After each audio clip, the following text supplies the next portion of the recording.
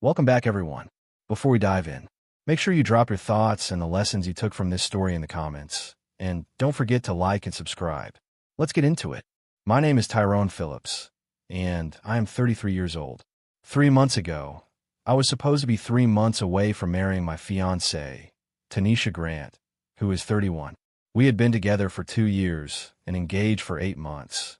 And until the night everything collapsed, I would have told anyone that I was one of the lucky ones. I had the dates circled on my calendar. I had my tuxedo picked out.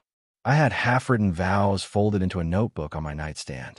I had even caught myself saying the word wife out loud when I was alone in the kitchen, just to hear how it sounded in my mouth. That is how real it felt to me. That is how settled I thought my life was. I believed I knew the woman I was marrying. I believed I understood her fears, her family, and the way she loved. I was wrong in ways that still surprise me when I think about them. The hardest part was that Tanisha had given me every reason to trust her at first. About 6 months before our wedding was supposed to happen, I had one of those brutal weeks at work when everything seemed to go wrong at once.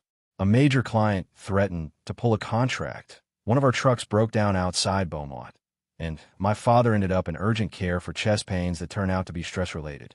By the time I got home one night, I looked like a man who had been dragged behind his own schedule. Tanisha was already there, barefoot in my kitchen, stirring a pot on the stove.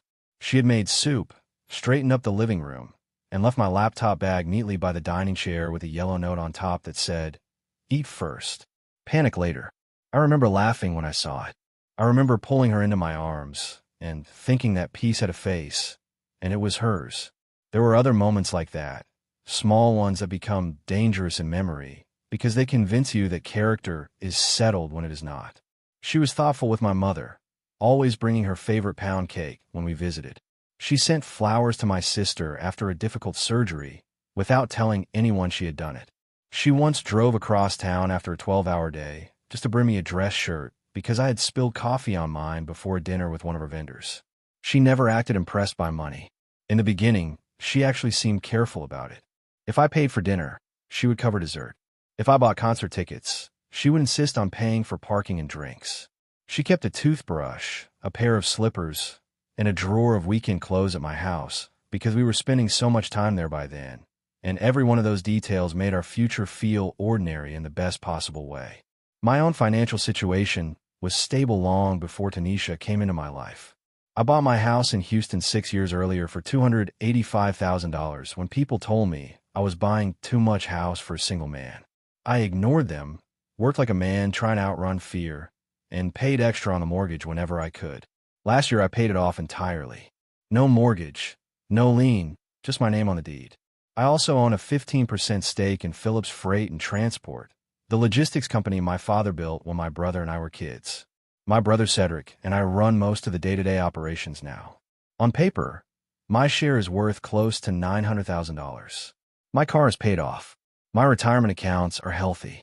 I am not wealthy in the flashy sense, but I am secure, and every piece of that security came from years of work, long hours, and discipline. Tanisha's life looked different from mine, and for most of our relationship, that difference never bothered me. She worked as a dental hygienist at a busy practice in Southwest Houston and made a solid living. She rented a neat, one-bedroom apartment, drove a modest sedan, and was steadily paying off student loans. I respected that she handled her own bills. I admire how seriously she took her work. She could talk for 10 straight minutes about calming down anxious children in the chair or helping patients who had not seen a dentist in years because they were embarrassed. She loved order.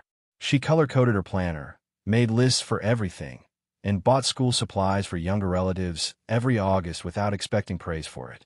We had talked through the practical side of marriage, too. After the wedding, she planned to move fully into my house. That would let her clear her loans faster, let us save aggressively, and give us a stronger start. It all sounded sensible. It all sounded like a future. The only shadow on the horizon was her mother, Patrice Grant. Patrice was never openly rude to me at first. She was too polished for that. But she always had a pointed little remark ready, something that sounded like concern until you looked at it straight. She would say things like, "A woman should always have something in her own name," or "Love is beautiful, but paperwork is what saves you when love gets tired." Tanisha had told me more than once that her mother came out of a rough period in her marriage feeling as though she had built a life that was legally invisible. That story had become a family scripture in their house. Her father, Leon, seemed quieter and more resigned, like a man who had spent years losing arguments by refusing to fight them. I understood how Tanisha grew up hearing those warnings. I even suggested she sit down with a financial planner if she wanted a clearer sense of how to protect herself going into marriage. I thought transparency would calm her. I had no idea that fear had already curdled into strategy. The night everything broke open was a Thursday evening in July. We were sitting at my dining table, reviewing wedding responses and final numbers. We had invited just under 200 guests. Magnolia Grand Events, an all-inclusive venue downtown, had our date locked in for October 12th. At that point, the total wedding budget already committed was about $22,000. I had paid $15,000 directly toward the venue package that covered the ballroom, catering, staffing, music, and coordination. Tanisha's parents had contributed $7,000 toward the other wedding expenses, including attire, invitations, and floral upgrades. On my laptop, I had a spreadsheet full of color-coded names, seating sections, family groupings, plus ones, and vendor due dates. Tanisha was sipping red wine and reviewing her cousin's table assignments. It felt like a normal evening. Then she set her glass down very carefully, took a breath, and looked at me with the kind of seriousness that makes your body tense before your mind catches up. "I have been thinking," Tanisha said, sliding her fingers along the stem of the glass, "and I need my name on the house before the wedding." I looked up, certain I had heard her wrong. "What?" I asked. She held my gaze. "The house, the car, and your stake in the company," she said. "If we are getting married, all of it should be in both our names. That is what partnership looks like." For a second, I genuinely thought maybe she was trying to start a clumsy conversation about future joint finances. Then she kept talking. She said she would not walk into a marriage where she had no ownership, no protection, no proof that she mattered equally. She said love without shared assets was just trust without security. And then, in the same measured voice, she gave me the part that changed everything. If I would not do it before the wedding, she said, then we needed to postpone the wedding until I understood what marriage meant. I remember staring at her and feeling something cold move through me. It was not just the demand itself. It was how prepared she sounded. She was not searching for words. She had them lined up and polished. "You want your name added to a fully paid house, a paid-off car, and part of a business you had nothing to do with building," I said slowly. "And if I say no, you postpone the wedding indefinitely." She folded her arms and nodded once. "I'm not calling it off," she said. "I'm protecting myself." I asked her where this was coming from, and she hesitated only long enough to confirm what I already suspected. She had been discussing it with her mother. Not only that, she said she and her mother had already looked into what paperwork would be needed later for combining things properly. That line hit me harder than the ultimatum. This was not fear speaking in the moment. This was planning. This was rehearsal.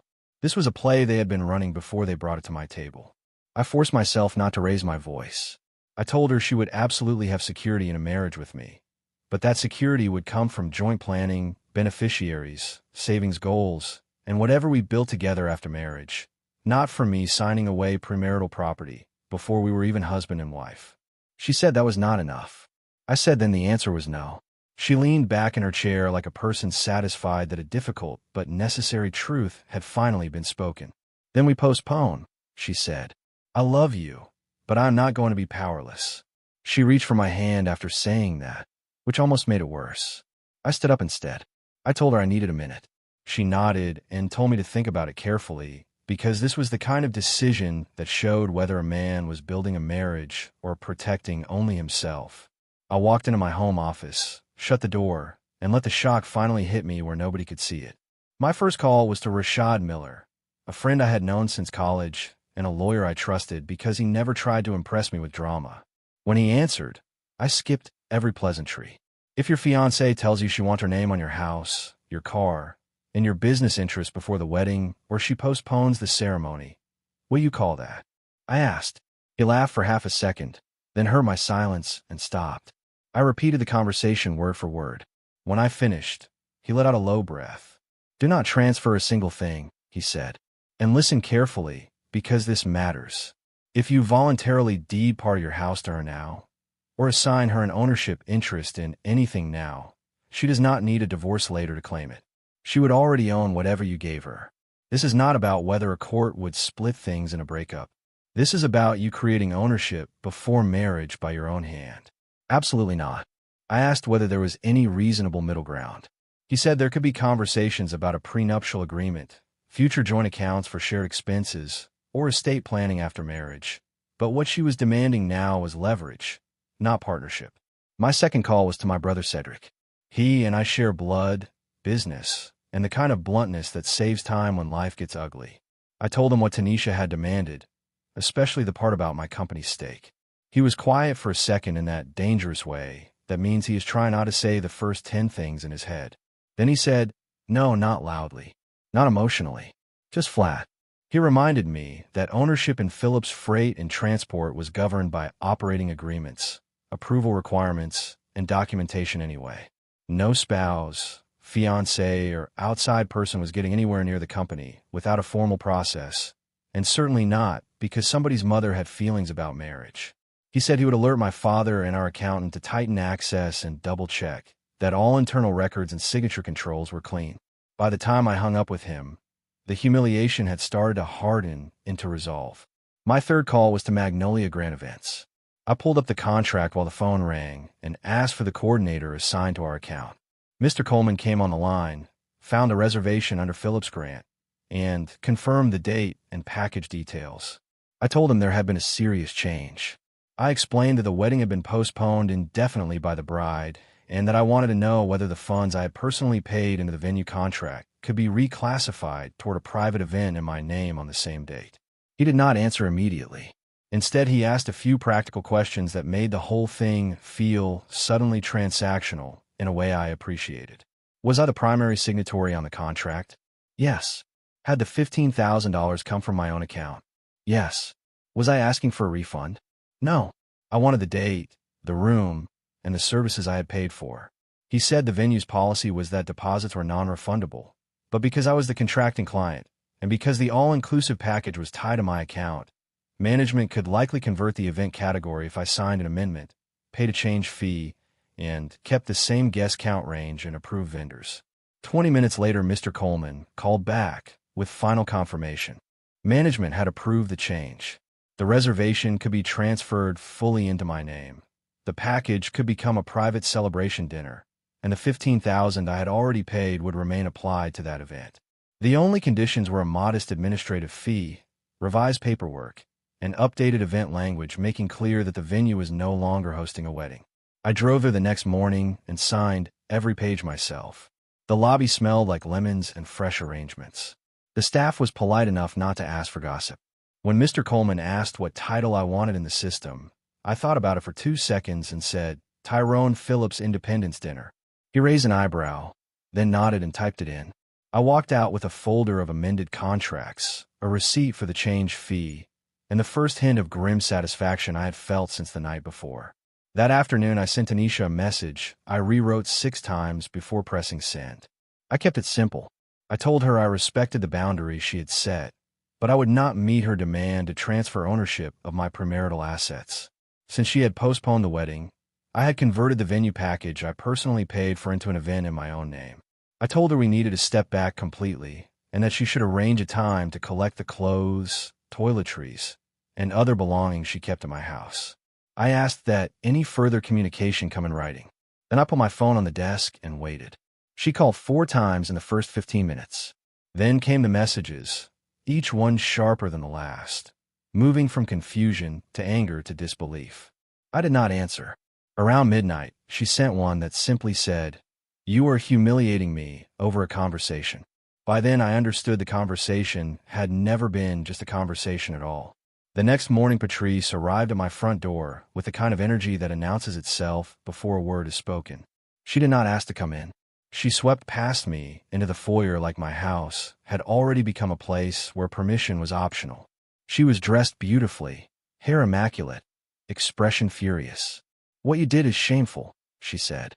"You stole my daughter's wedding because she asked for fairness." I closed the door, kept my voice level, and told her I had done no such thing. Tanisha had postponed the wedding unless I transferred ownership of my house, car, and business interests to her. I declined. I then redirected the venue services I had paid for under a contract bearing my name. Patrice said I was punishing Tanisha for having standards. I said no. I was taking her at her word. If access to my assets was a condition of marriage, then there would be no marriage. Patrice stepped closer and lowered her voice in a way that was meant to feel threatening. She told me I was making a costly mistake, and that some men learn too late that refusing a woman's security could become very expensive. I told her she needed to leave. Instead, she tried one more angle, softening her tone just enough to make the manipulation more obvious. She said women needed protection because men changed after marriage. She said Tanisha had simply been brave enough to ask for what many women were too scared to say out loud. She said if I really loved her daughter, signing papers would be the easiest thing in the world. I told her love and asset transfer were not synonyms. I also told her that if she or anyone else attempted to pressure me further, I would respond through counsel. That made her face tighten instantly.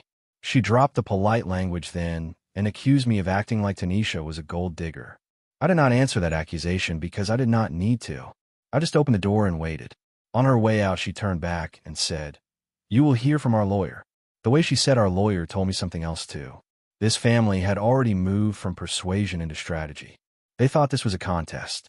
They thought I was just another man they could wear down with outrage. 4 days later, a certified letter arrived at my office. It came from a firm called Jefferson & Dale, and the tone was exactly what I expected. Inflated, self-righteous, and full of language meant to sound heavier than the facts beneath it. The letter demanded 4 things. First, it demanded the immediate return of the $15,000 I had personally paid to Magnolia Grand, claiming it had become a joint wedding asset. Second, it demanded reimbursement of the $7,000 Tanisha's parents had contributed toward other wedding expenses. Third, it demanded $5,000 for Tanisha's alleged emotional distress and reputational harm. Fourth, it demanded a formal written apology acknowledging that I had unilaterally sabotaged the wedding. The math was finally correct, at least. They wanted $27,000 plus an apology. I read the whole thing twice. Not because it was persuasive, but because I wanted to understand exactly how far they were willing to stretch language in service of entitlement. Then I photographed each page and sent it to Rashad. He called back laughing, but not because he took any of it lightly. He laughed because the letter was so transparent it insulted everyone involved. That same afternoon, he drafted a response that was short, clean, and devastating. It stated that I alone had signed the venue agreement, that I alone had paid the $15,000 applied to that contract, and that after Ms. Grant conditioned marriage on the transfer of substantial premarital assets into her name, she herself had postponed the wedding indefinitely. It stated that her parents' $7,000 contribution had been a voluntary gift toward wedding preparations, not money held in trust by me. It stated that the emotional distress claim was unsupported and that no funds would be remitted. It also included a paragraph I particularly appreciated, warning that any further baseless financial demands, threats, or direct interference with my property or accounts will be documented and responded to accordingly, including through law enforcement if necessary. I signed it, mailed it certified, and told myself the ugliest part was probably over. I was wrong. 2 days after that, Tanisha's younger sister Bria called me. She came in hot, which told me she had been primed for the conversation before she dialed. She accused me of destroying 2 years over one difficult discussion, and said Tanisha had barely slept. I asked Bria whether she would put her name on a man's paid-off house, car, and business before marriage if he demanded it from her. She said that was different. I asked how. After a pause, she said because men were supposed to provide security. I said security did not mean surrendering ownership of everything you had built. It meant building wisely with someone you could trust. The second I said trust, the whole conversation turned. Bria stopped arguing facts and started arguing roles. That was the moment I realized this family was not simply upset. They were offended that I believed I had the right to say no. They saw refusal as betrayal. I saw their demand as appetite. That difference was too large to bridge. The first criminal sign that things were moving past arguments came from my bank. A woman from the fraud department called my cell and asked whether I had recently submitted paperwork to add a joint owner to my primary checking account. I told her absolutely not. Once she verified my identity, She explained that branch staff had received documents requesting the addition of Tanisha Grant as a joint holder. The paperwork appeared to contain my signature, but the bank had flagged it because the signature was inconsistent with the one on file and because the request had been accompanied by identification details that triggered internal review. The bank was freezing the request, placing a fraud alert on the account, and preparing documentation for law enforcement if I wanted to make a report. My stomach went cold while she spoke. This was no longer a manipulative conversation about future marriage. Somebody had taken a step into forgery. Somebody had gone from asking for access to trying to create it. I drove straight to the police station after that call. Filing the report was surreal because the facts sounded more dramatic out loud than they had in my head. I told the officer about the ultimatum, the lawyer letter, and the attempted bank change. He listened carefully, asked for timelines, and told me to preserve every single piece of written communication and financial documentation I had. By the time I walked back to my car, I was sitting in a grief so heavy it almost felt physical. I kept replaying ordinary moments with Tanisha. Her asleep on my couch with one hand tucked under her face. Her laughing at a terrible movie. Her folding one of my t-shirts into neat squares after laundry because she said I did it like a distracted raccoon. That is one of the cruel things about betrayal. Even when the facts turn ugly, the old tenderness keeps trying to make objections. It keeps asking whether there must be some misunderstanding large enough to save the version of the person you loved. The next week killed that possibility. When I checked my credit, I found an inquiry from a card issuer I had never used. Their fraud department confirmed that someone had submitted an application for a joint credit card listing both me and Tanisha. The application had not been approved because key details did not match existing records, but the attempt itself was enough. I froze my credit with all 3 bureaus, added extra alerts, and sent the confirmation letters to Rashad. 3 days after that, a title monitoring alert tied to my property records notified me that a document had been presented for recording against my house and then rejected. The detective later explained that it was an attempted quitclaim deed naming Tanisha as an additional owner. It had been rejected by the Harris County Clerk's Records Office because the filing package contained a defective notary acknowledgement and identification inconsistencies that led staff to flag it rather than record it. That was the moment the truth became impossible to soften. This was coordinated. This was repeated. This was not fear. This was fraud wearing the language of family. Tanisha showed up on my porch the day after the credit card issue surfaced. It was the first time I had seen her in person since the ultimatum. She looked tired, eyes swollen, posture smaller than I had ever seen it, and for one dangerous second the old instinct to comfort her twitched in me. I opened the door only far enough to step outside and close it behind me. She asked if we could talk. I told her she had 5 minutes and she was not coming inside. She started with an apology, but it was the kind that arrives dressed in excuses. She said she should not have given me an ultimatum. She said her mother had gotten in her head. She said everything had spiraled too fast. I asked her plainly whether she had withdrawn the demand for ownership. She hesitated, looked down, and said she still believed it was fair, but that maybe we could have revisited it after the wedding. That answer alone was enough. Still, I asked the question I had come outside to ask. Did you submit paperwork to add yourself to my bank account? I said. Her face changed in stages. First surprise, then caution, then something like calculation. She denied it once. Then she shifted to minimizing it. She said she had only gathered information. I told her the bank had confirmed documents were submitted. She said her mother had taken things too far. I told her a joint credit card application had also been filed. She started crying at that point, but the tears did not erase the sequence of her answers. They just slowed them down. Little by little, the truth came out. She admitted she had filled out the initial bank forms at her mother's kitchen table after the ultimatum because she believed I would eventually calm down and agree once I saw how simple it was. She admitted she had given Patrice copies of information needed to complete the process because she thought they were getting ahead of the paperwork. She admitted she knew her mother planned to go into the branch. When I asked about the title filing, she looked stunned for half a second and then looked away, which told me all I needed to know. We were not trying to steal from you, she said through tears. We were trying to secure what should have been ours once we got married. That sentence ended us more cleanly than any shouting could have. I told her there was no we anymore. I told her marriage does not turn forgery into planning. An engagement does not turn a man's property into community property by wish. She said she had been scared. I said fear explains panic, not repeated document fraud. She said her mother had convinced her that men promised everything until paperwork made them prove it. I said she was an educated grown woman who had made choices with both eyes open. The worst part was that she still did not fully sound ashamed. She sounded cornered. She sounded like someone grieving a failed strategy more than a broken relationship. I told her I had filed a police report, that my lawyer had every document, and that if she or her mother contacted me again outside official channels, I would add each incident to the file. She reached for my forearm, then, almost on instinct, I stepped back. "Leave my property," I said quietly. "Whatever we were, you destroyed it before you came to this porch." She stared at me for a long second, then turned, walked to her car, and drove away shaking. A week later, Leon called. Of all the people in that family, he was the one I had always found easiest to sit with. He had the tired kindness of a man who knew too much and said too little. On the phone, he sounded older than usual, like the last month had pulled years out of him. He asked if we could sit down and talk it through man to man.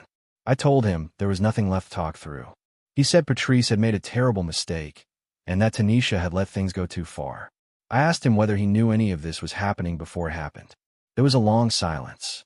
Finally, he said he knew there had been talk about getting Tanisha protected before the wedding, but he did not know that forms were being filled out or that my signature was being forged. I believed part of that, though not all of it. He apologized more sincerely than anyone else in his family had. I told him I appreciated that, but apology does not rebuild trust after repeated attempts to access a man's accounts, title, and business. We ended the call with a kind of sad civility, the kind people use when they can see the bridge is gone and are too tired to pretend otherwise. Once the shock settled into something steadier, I made a decision that was petty only on the surface. October 12th was still mine at Magnolia Grand. The ballroom was still reserved. The food had been planned. The staff had been booked. I had paid $15,000 toward a night I refused to let become a symbol of humiliation. So I redesigned the evening.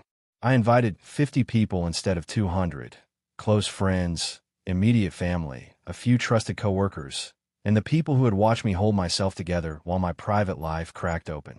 The invitation was simple. You are invited to the Tyrone Phillips Independence Dinner. October 12th, 7 o'clock in the evening.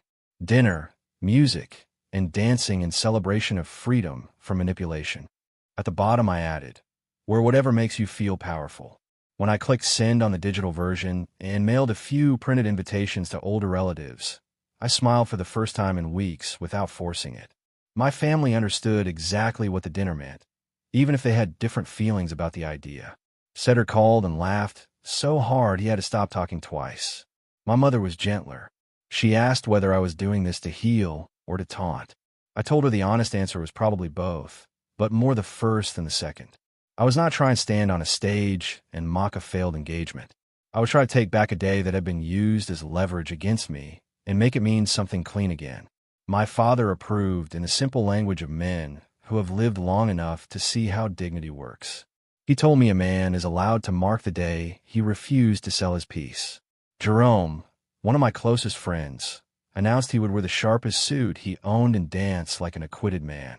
Little by little, the evening transformed in my head from a revenge fantasy into something warmer. It became less about them and more about me refusing to attach shame to survival. 2 days before the dinner, Mr. Coleman called with a warning. Patrice had been phoning the venue repeatedly, claiming I had stolen services meant for her daughter's wedding and demanding the event be stopped. He sounded professional but weary, the way service people do when they are dealing with somebody who mistakes volume for authority. He told me the venue had reviewed the amended contract, the payment history, and the event file, and was fully prepared to proceed. He also told me that if Patrice or anyone else attempted to come on a venue property to interfere, security would remove them and law enforcement would be called if necessary. I thanked him and sent Rashad a quick summary of the call. Rashad responded with one line, "Keep enjoying your paper trail." By then the phrase almost made me laugh.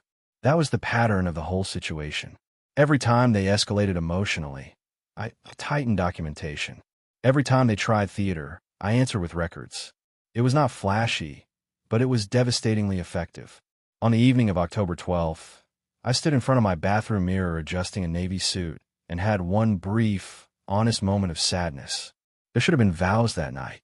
There should have been a woman walking toward me in white. There should have been that simple kind of joy people spend months planning and a lifetime remembering. Instead, there was a dinner born out of betrayal. But then my mind moved through the facts one by one. The ultimatum, the bank forms, the credit application, the attempted deed, the lawyer letter, the way Tanisha said, ours, while trying to attach herself to things she had never built. By the time I tied my tie, the sadness had shifted back into clarity. When I arrived at Magnolia Grand, the ballroom looked beautiful. Candles glowed on round tables. The room was elegant without trying too hard. Guests arrived smiling, hugging me, clapping me on the back, and immediately treating the evening like what I wanted it to be. Not a funeral for what failed, but a celebration of what had been saved. Dinner was genuinely good. The bar stayed busy. The music was tasteful early and lively later. Jerome gave the first toast and set the tone perfectly. He did not mention Tanisha by name. He did not make the kind of cruel jokes people sometimes mistake for loyalty. He simply raised his glass and said, "To Tyrone, for discovering that peace is a better investment than pride, and that no love worth having requires a title transfer before the vows." The room laughed, then applauded. Cedric spoke after him, and was even better. He said the night was not really about dodging a bad marriage. It was about recognizing that love and pressure should never sound the same.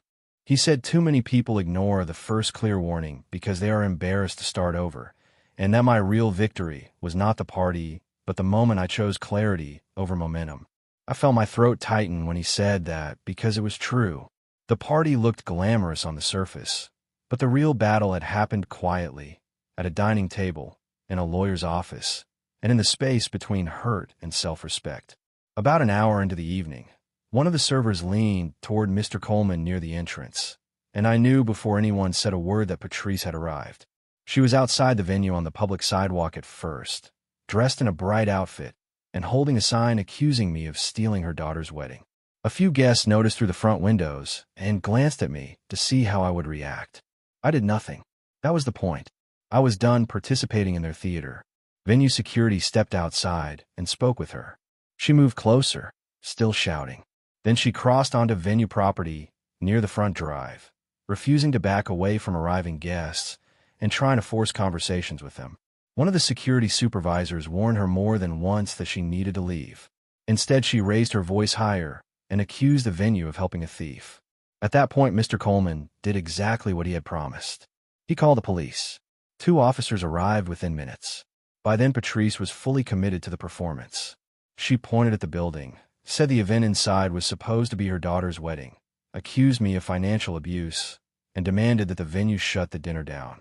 The officers listened, then asked to see proof that she had any contractual right to be there. She had none.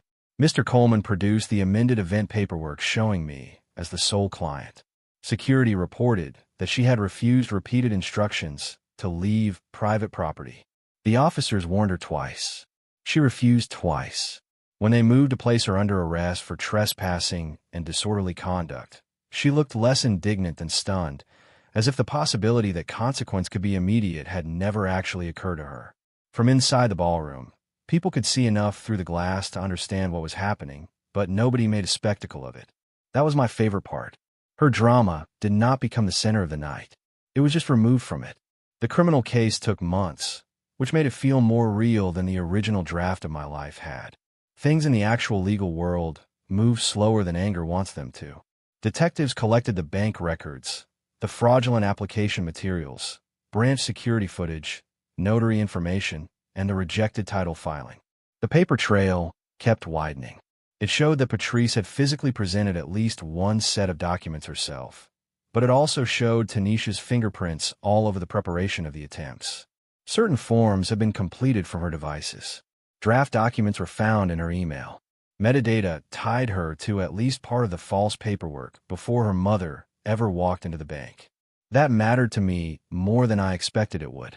Not because I needed more proof to end the relationship, but because truth matters when memory keeps trying to lie kindly. I did not want to keep telling myself Patrice had cast some spell over a basically innocent woman. Tanisha was not a hostage in her mother's scheme. She was a participant who had mistaken access for love and planning for entitlement. Eventually, the district attorney's office offered Patrice a plea arrangement after the evidence made trial riskier than bluffing. She pleaded guilty to multiple fraud-related offenses tied to the attempted bank and credit access, along with a related charge arising from the property filing. The resolution included probation, community service, mandatory counseling, restitution for a portion of my legal costs, and a standing order barring any direct contact with me. Tanisha was not charged in the same way her mother was, but the investigation formally documented her role in preparing and assisting the fraudulent efforts. That distinction mattered legally, but it did not improve my opinion of her. Publicly, their side of the family tried to frame the outcome as a misunderstanding blown out of proportion. Privately, people began to understand what had actually happened. The beautiful myth of a cautious daughter protecting herself dissolved under the ugly specifics of forged signatures, false applications, and a rejected deed. There is no graceful way to spin your way out of documents. Around the same time, Leon filed for divorce. He called me once afterward, not to ask for anything, just to say something he should have said earlier. He told me that years before, Patrice had signed his name to financial paperwork without proper consent during one of their roughest seasons. He had buried it to keep the family intact, telling himself it was a one-time act born of panic.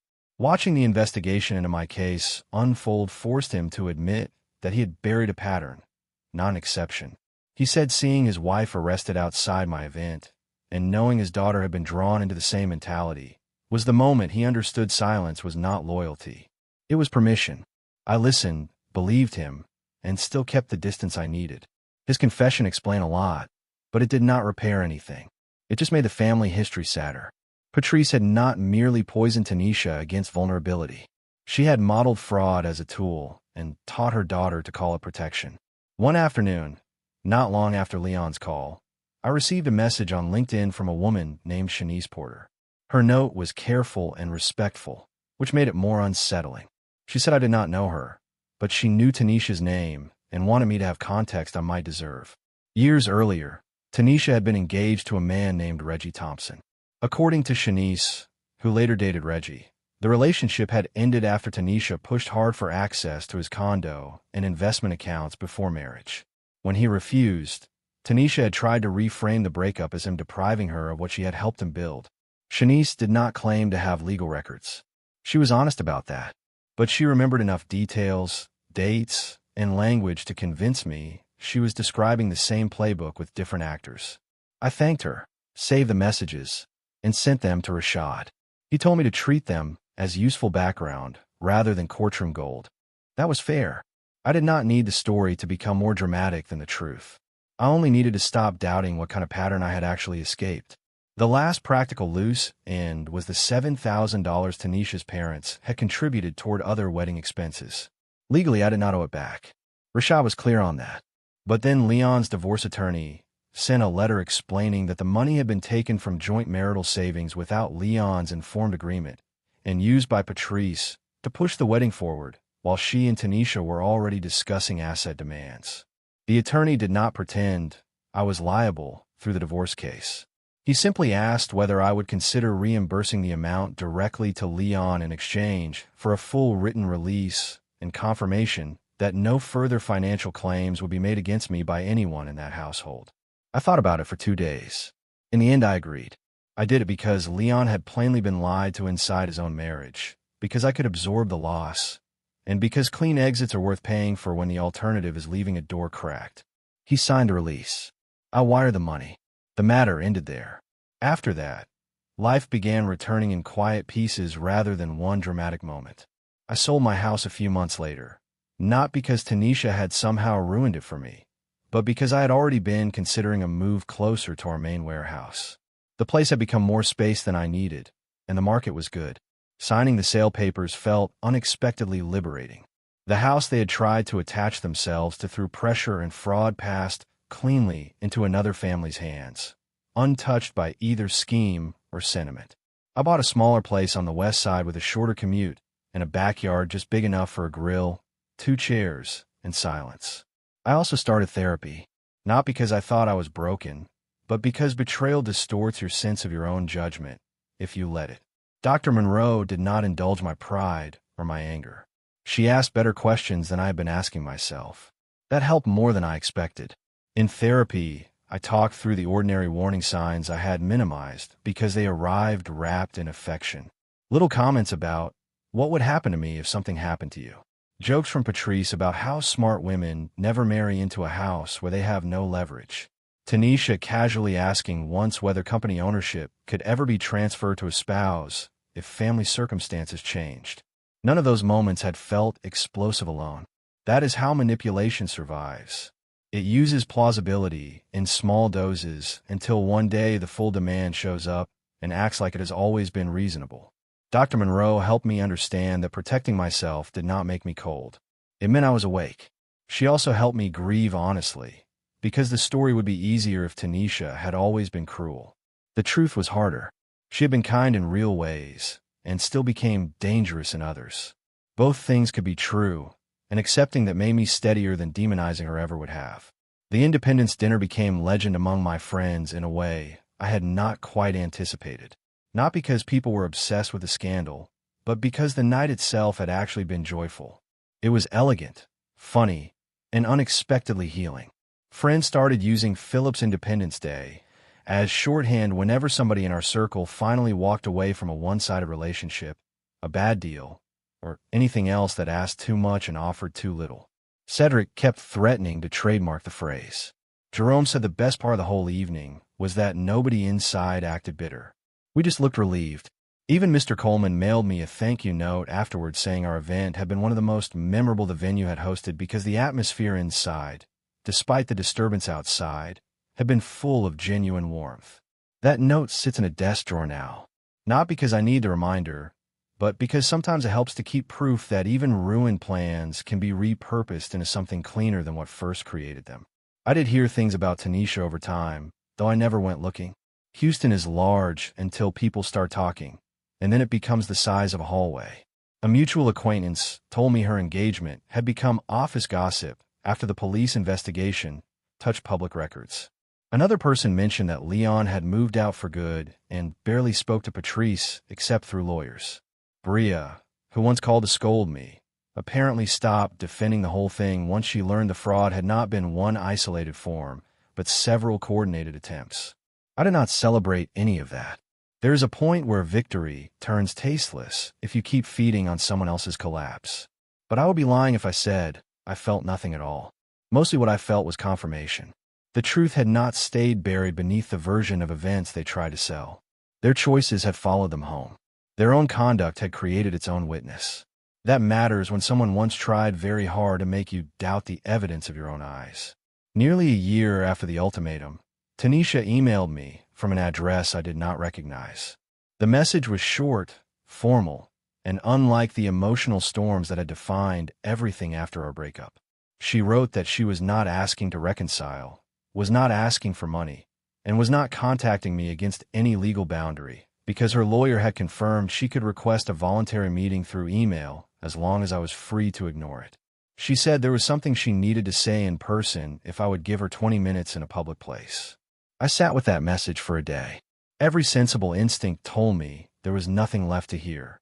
But another part of me, the part that prefers clean endings to unfinished noise, decided that if the meeting happened on my terms, in daylight, in public, and once only, I could handle it. So I replied with a time in a coffee shop near downtown on a Saturday morning and added one line, "This is for closure, not discussion." She was already there when I arrived. For a moment I almost did not recognize her, not because she looked dramatically different, but because she no longer carried the composure that had once made her seem so self-contained. She looked thinner, tired, not ruined, not theatrical, just worn by consequences that had finally become personal. She stood when she saw me, then sat again when I did not move to hug her. We exchanged polite greetings that felt like translations from another life. For a few seconds, she just looked at her hand around the coffee cup. Then she told me the truth in a voice so quiet I had to lean in to hear it. She said the worst part of the past year was not the embarrassment, the investigation, or even her parents' divorce. It was the moment she finally understood that she had not been fighting for security at all. She had been trying to force certainty by control, and in doing that she had destroyed the one relationship in her life where somebody had actually been offering her stability in good faith. She said she had replayed that Thursday night at my dining table so many times that she could now hear the exact moment my trust left the room. She said she used to tell herself her mother had pushed her into it, but that excuse no longer worked because she had chosen every step after the first conversation. She filled out forms. She gave Patrice information. She let greed dress itself up as protection and called it wisdom. Her father barely spoke to her for months after the criminal case wrapped. Her mother still believed she had done nothing truly wrong, which Tanisha now said was its own kind of prison. She told me she sold her wedding dress without ever taking out of the garment bag. She told me she had finally understood what I meant when I said love and access were not the same thing. Then she looked at me with tears in her eyes and said the sentence I think she had carried there to deliver. I did not lose your money, Tyrone. I lost the man who would have built a life with me, and I lost him with my own hands. I believed her when she said it. That was the strange part. For the first time since the whole thing began, she sounded fully awake to what she had done. Not cornered, not defensive, not calculating, just awake. But understanding is not repair, and remorse is not restoration. I told her I was sorry for the pain she was carrying, and I meant it. I also told her that what she was feeling now was the truth finally arriving without her mother's voice to soften it. She had not been powerless with me. She had been loved. She had been included. She had been seen. And she had answered that with an ultimatum, fraud, and a campaign to make my refusal look like cruelty. I told her there was no version of my future in which I reopened that door. She nodded before I even finished, as if she had known the answer before sending the email. That was the real consequence scene, I think. Not the police paperwork, not the public embarrassment, not the failed wedding. It was the moment she sat across from the life she could have had and realized she had trained herself to treat it like a target instead of a gift. When I left the coffee shop, I did not feel triumphant. I felt finished. That is better. Triumph still ties you to the fight. Finished means the fight no longer owns any room in you. I drove home, sat in my backyard for a while, and thought about how close I had come to mistaking pressure for love because it arrived wearing familiar hands and a beautiful smile. In the end, the smartest thing I did was also the simplest. I said no. I documented everything, and I let reality do the rest. The wedding they tried to use to corner me became the night I reclaimed my own peace. The woman who asked for my house, my car, and my business before the vows eventually understood that what she had really lost was not property, but trust. And me, I kept what mattered. My work, my name, my dignity, my future. Sometimes that is the strongest ending a man gets. Not revenge, not ruin, just the clean, unforgettable sound of a door closing exactly when it should. If you enjoyed this story, please like, comment, and share this video with your friends. Subscribe and turn on the notification bell so you never miss a powerful story drop.